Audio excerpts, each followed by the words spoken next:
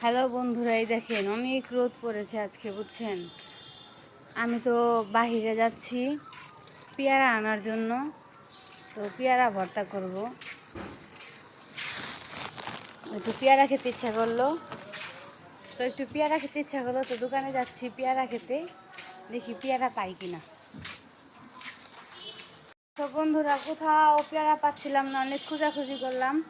অনেক খোঁজাখুঁজি করার পরে এই যে এই দুইটা পেয়ারা পেলাম। এখন এই দুইটা পেয়ারা নিয়ে এখন বাসায় যাব, বাসায় গিয়ে পেয়ারা মাখাবো। এই যে বন্ধুরা, পেয়ারা নিয়ে এসে ধুলাম। এখন আমি এরকম সাইজে কেটে ফেলবো। এখানে বোম্বাই মরিচ অ্যাড করা আছে, বাট বোঝা যাচ্ছে না, অনেক ছোটো ছোটো করে কাটছি।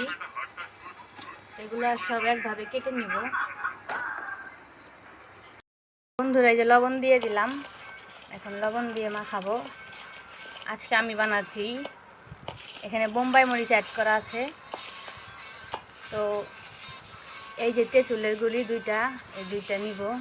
তাও আমি অল্প একটু রেখে দিব একটু পরে খাওয়ার জন্য, লবণ দিয়ে আমার এমনি খেতে খুব ভালো লাগে।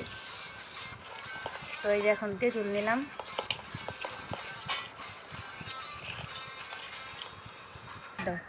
এখন বন্ধুরা, এখন অল্প একটু সরিষার তেল নিয়ে নিব।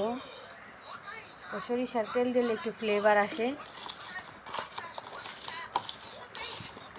এই যে একটু মাখাইলাম। কাসন্দ হলে আরও বেশি ভালো হতো, তো কাসন্দ ছিল, সব শেষ হয়ে গেছে, কাসন্দ আর নেই।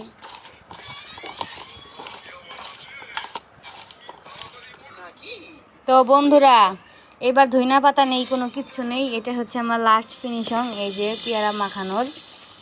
এই যে, আর এবার ধইনা পাতা মানে আপনার এই যে সরিষা কোনো কিছুই নেই। তো এবার হালকা একটু আর কি বানিয়ে এভাবে খেলাম। একটু খেয়ে দেখি এখন।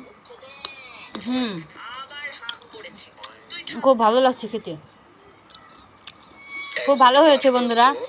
তো আপনারাও বাসায় এরকম গরমের ভিতরে পেয়ারা ভর্তা মাখিয়ে খাবেন, আমরা ভর্তা মাখিয়ে খাবেন, ভালো লাগবে।